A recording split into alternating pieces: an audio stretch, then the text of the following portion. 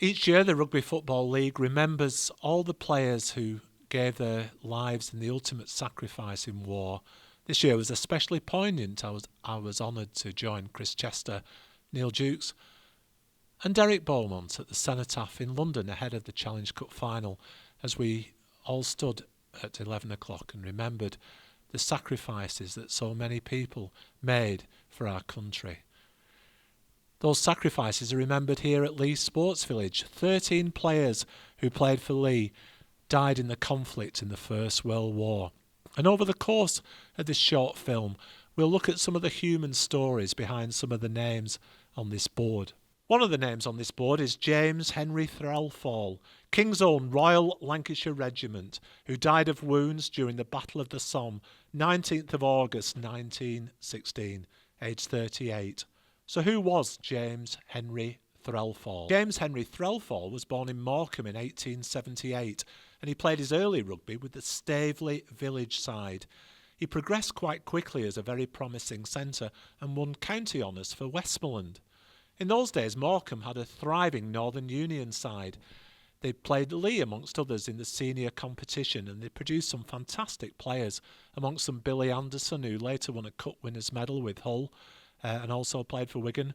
Jack Safety Pin Mason, a fantastic fullback for Wigan. Lots of players. And John Bartholomew, who went on to tour Australia with the Great Britain side. Thrall's progress with Morecambe was recognised by Leigh, who signed him in 1904, and he soon settled into the side as a forceful and dominating centre. He married Margaret Ellen Bartholomew, sister of Jack, and the Bartholomew family later had an even more famous member than Jack. John Eric Bartholomew, born in 1926, was nephew of Jack and named after him. He was better known by his stage name, Eric Morecambe, as he went on to become one of the country's best known and best loved comedians through his double act with Ernie Wise. Sadly, Thrall never got to see those times. He was in his late 30s when the war started, and he joined up with the King's Own Royal Lancashire Regiment.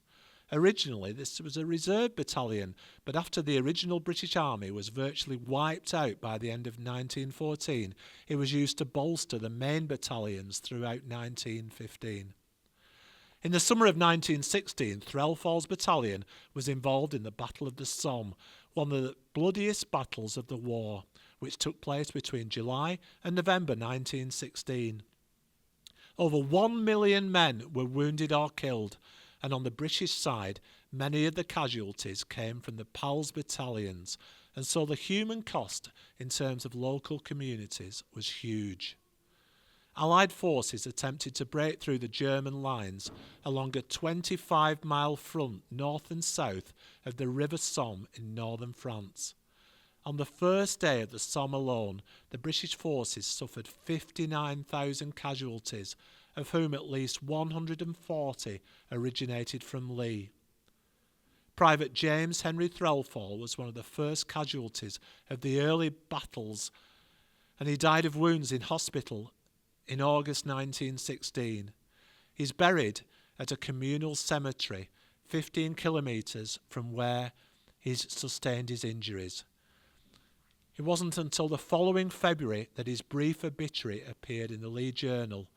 Under the heading Old Leigh Players Sacrifice, the Leigh Journal of 9th of February 1917 reported, Private James Henry Thrall of the KORL, who lived in Morecambe, has died in hospital from wounds.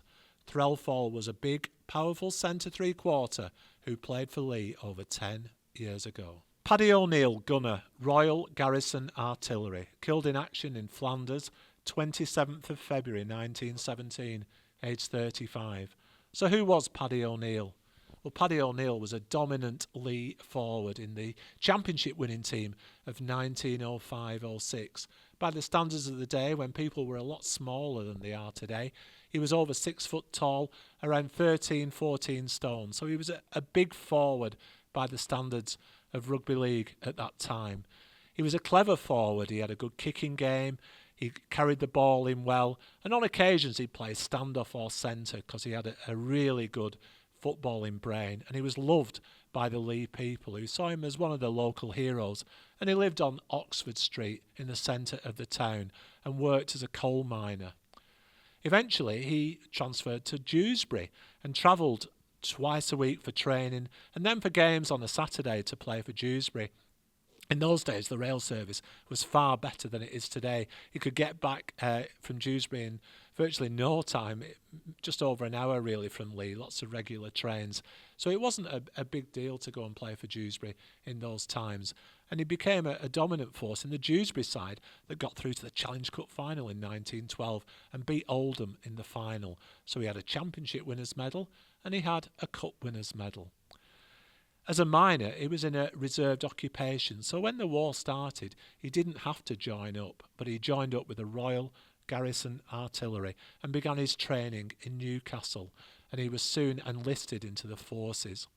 He came home on 2 weeks' break and played for Leigh briefly. In those days, in the First World War, rugby league carried on, but just friendly matches were played, and the games were really meant to provide just some exercise for the players and some relief for the spectators from the daily drudgery of the war effort.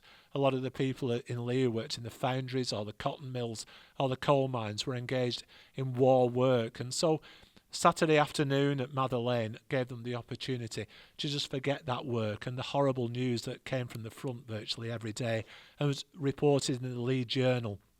So many obituaries appearing week after week after week of local soldiers killed at the front. ONeal came back and he played for Leigh in a friendly game against Broughton Rangers. He got a huge hero's welcome because he was always popular in Leigh, and he inspired Leigh to victory that day. And back he went to the front. And sadly, the news came through that in 1917, September of that year, he was killed in battle. And when news came back to Leigh, there was widespread mourning that one of their favourite players had been killed, the ultimate sacrifice. Paddy ONeal's story didn't end there. His son, Stanley ONeal, was only young at the time of his father's death. Paddy ONeal's brother, James, took on the responsibility of bringing him up, which was a great thing to do. And Stanley sought solace in watching Leigh Rugby Club. When the club got back to playing competitive football in 1919, when the war was over, Stanley was given a job at Mather Lane at the ground, and his job was to look after the manual scoreboard there, which recorded the home and away scores. And he got involved in all sorts of jobs around the ground as well, just to keep him busy. And he was a well-known figure because he always had his dog with him, who had a Leigh shirt on, a fantastic image of him. Just before the 1921 Cup final, when Leigh got to the final against Halifax at the Cliff, and Stanley was the Leigh mascot, and he led out the side with his dog with a cherry and white jersey on. A few years later, a young man came along to Mather Lane and asked Stanley if he could help in any way, and Stanley said, "I'd be only too pleased." He said, "I'll do the home scores on the scoreboard and you do the away scores." And that little lad who asked for help was Tommy Sale. Tommy Sale, only a young man in those days, but soon got the bug of watching Leigh, and his friendship with Stanley ONeal was really what drove him on. That was the catalyst for Tommy's involvement in Leigh, which later saw him play for the club both before and after the war. Captain, the first post-war Leigh captain, the man who really masterminded the building of the Kirkall Lane ground, which became known as Hilton Park. And Tommy served the club in virtually every capacity as a member of the board of directors, chairman of the supporters club, groundsman, secretary, assistant secretary, A-team coach, timekeeper. So many different roles that Tommy Sale became involved in and was much loved. And all that interest may be permeated from that friendship with Stanley ONeal and the son of the late Paddy ONeal. Ben Lloyd was a lance corporal in the South Lancashire Regiment, and he was killed in action in France in July 1916. He was aged 30. He originated from Durham and came to Leigh to find work in the coal mines, and he lived at Doctor's Nook in the centre of Leigh town centre. He was a hugely popular player. He played on the wing or he played in the pack when needed. He was a stalwart of the A-team, but he also played in the first team when required. and when the war started, he enlisted in the South Lancashire Regiment. The Leigh Journal of August the 11th, 1916, solemnly reported, Leigh footballer reported killed.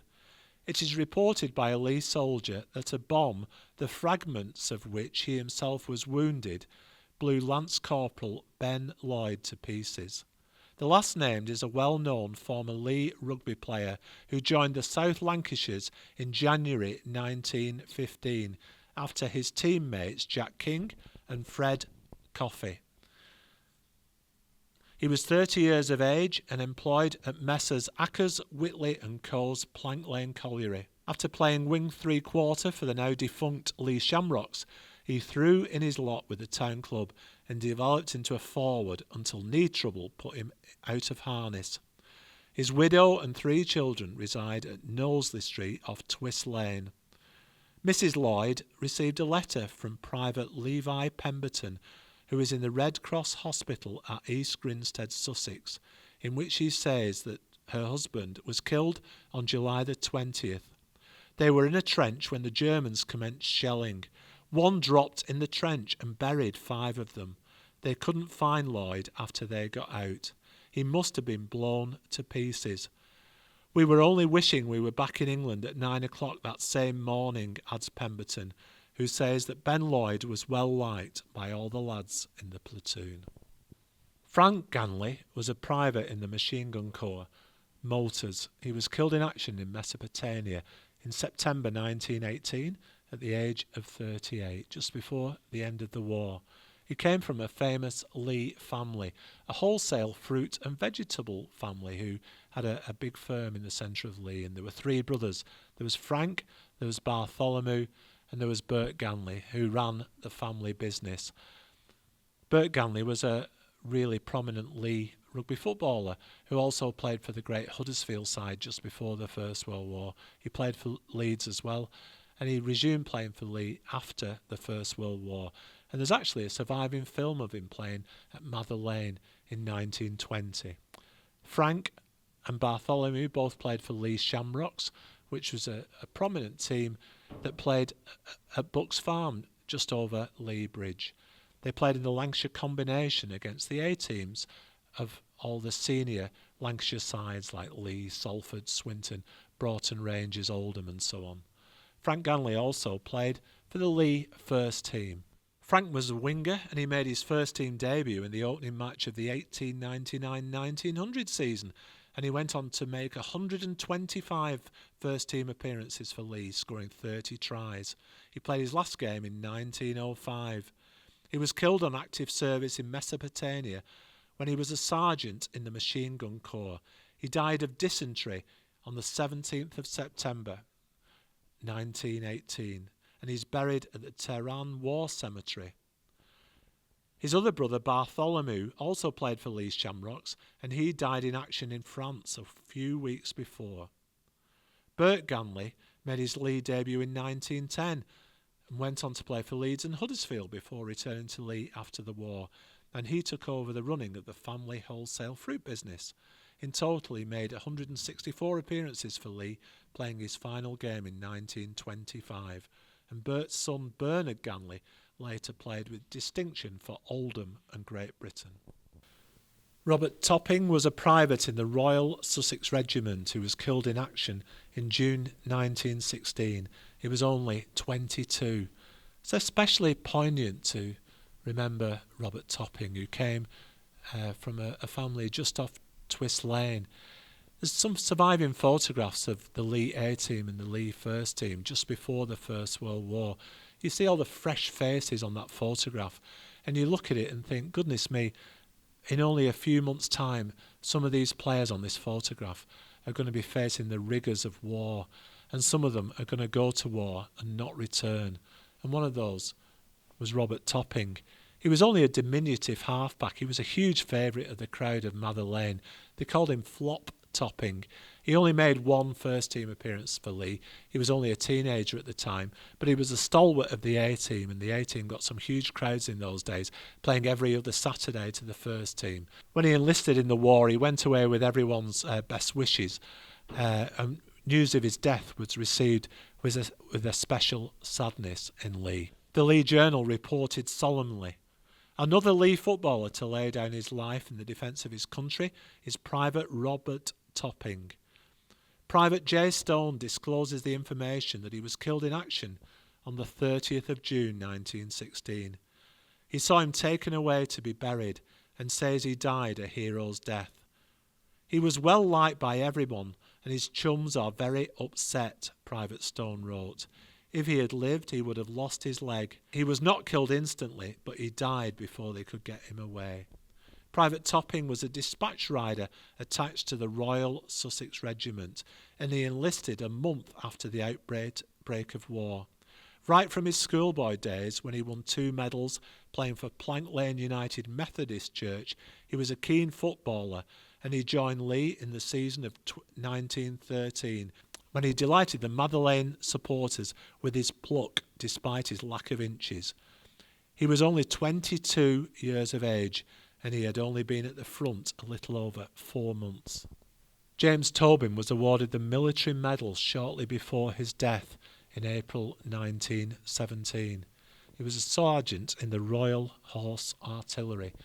He was a military man who'd served in the Boer War and in India, so when the war started he was immediately called up. Prior to that, he had played rugby for Leigh.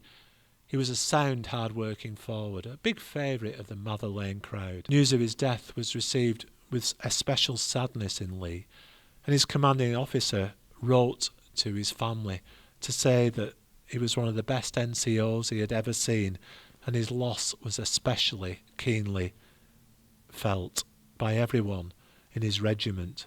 He was killed by a stray bullet from a shell. Sam Whitaker was a sergeant in the King's Liverpool Regiment, and he was killed in action in France in October 1918, just before the end of the First World War. Sam Whitaker was a diminutive halfback who was a huge favourite of the crowds at Mather Lane. By 1905-06, when Leigh won the championship, he was a regular in the side. He was only 5'2", but he was absolutely fearless in the way that he tackled huge opposing forwards and the way he got the Leigh attack going time and again. There were some really exciting times for Leigh, because not only did they win the championship, they also beat the touring sides of New Zealand and Australia in the following few years. And Whitaker was at the heart of everything. He played nearly 200 games for Leigh, but then as the war started, he enlisted in the forces and served throughout the First World War before sadly being killed in action just before the armistice. Here we are at the cenotaph in Leigh, which commemorates those who gave their lives, the ultimate sacrifice for their country. On the names on the cenotaph, hundreds of names, including 13 Leigh rugby players who we've spoken about earlier. Hopefully, I've shed a little bit of light on some of the human stories behind the names on this cenotaph. It's quite quiet now on this Wednesday afternoon in Leigh. The sun's beginning to shine through the dark clouds. Quite a solemn place, a place to remember, a place where the magnitude of the number of people, the number of names on the cenotaph, the number of men and boys who gave their lives for the country is absolutely staggering when you look at it. When you think that they left the families behind, left their workplaces down the coal mines, the cotton mills, the iron foundries, and went to fight in a foreign field. And some of them never came back. Really quite humbling. On Sunday, this cenotaph and everyone, all the area around it, will be thronging with people as the annual Remembrance Sunday ceremony takes place. It's quite quiet now as we remember some of the names on that cenotaph, and we hope that over the course of this film we'll shed a little bit of light on some of the human stories behind the huge toll of sacrifice for our tomorrow. They gave their today. We will remember them.